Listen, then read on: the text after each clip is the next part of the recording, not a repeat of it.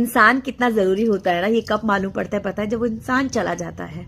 अब मैंने ये क्यों कहा, तो हुआ यूं कि आज मेरी एक फ्रेंड की दादी का सुबह सुबह डेथ हो गई और उसने मुझे कॉल किया कि वो अकेली है और उसको थोड़ा सा प्रॉब्लम हो रही है गाड़ी चलाने में। तो मैं उसके घर गई और मैंने देखा कि उसकी दादी जहां डेथ हुई थी उनकी, तो सब लोग रो रहे थे और मुझे शाम तक वहीं रहना था अपनी दोस्त के साथ, क्योंकि उसका दिल बहुत भारी था, घर में कोई संभालने वाला नहीं था। तो होता है ना कि जब एक इंसान चला जाता है, उसको जो रिचुअल्स होते हैं वो करते हैं, तो घर खाली सा लगता है, कमरा खाली सा लगता है, उसकी वो चीजें याद आती हैं, उसकी वो बातें याद आती हैं, उसकी वो हर एक चीज याद आती है, क्योंकि कहते हैं ना आप यादें कभी नहीं भूल सकते। और जैसे सब लोग शाम को वापस आए और जब रिटर्न बैक होने के बावजूद सबको दुख बहुत था, क्योंकि घर से एक इंसान जा चुका था जो इतने सालों से उस घर की जान था।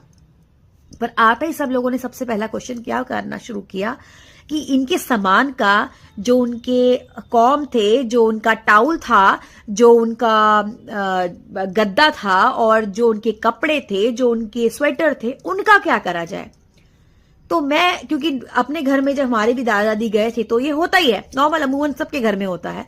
तब जिस टाइम मेरे दादा दादी गए थे मैं थोड़ी छोटी थी, तो इतनी अकल भी नहीं थी। और आज मैंने उस चीज को जब देखा तो मुझे अजीब सा फील हुआ कि सुबह का माहौल अलग था और शाम का थोड़ा अलग हो जाता है। और कहीं ना कहीं सही बात भी कि जो आदमी चला गया उसकी एनर्जी और जो भी चीज है उसके साथ ही चले जानी चाहिए, क्योंकि कहीं ना कहीं पर हमारे कार्मिक्स होते हैं, रुके रहते हैं बहुत सारी चीजें। पर मुझे वो चीज सोचने लगी, क्योंकि वो होता है हमारे घर में।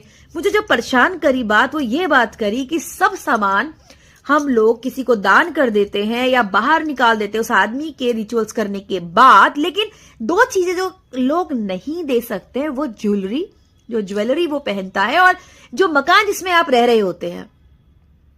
जिस ज्वेलरी को उसने पहना हुआ है वो भी तो वो इतने साल से, जितने साल की वो थी 92 ईयर की, तब से उनके पास, उन्होंने माना 12 साल 13 साल से जमा करी, वो भी तो उनके पास ही थी। तो वो उनकी चीजें थी। जो घर था जहां वो शादी करके आई थी और इतने सालों तक रही थी, वो भी उन्हीं का था। तो ऐसा क्यों?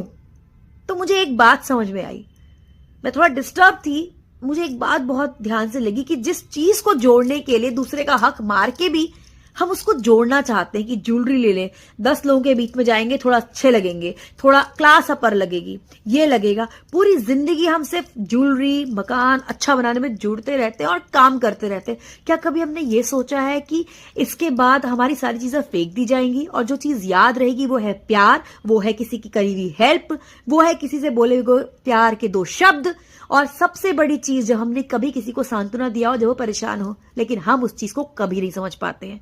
और भी बहुत सारी बातें करें।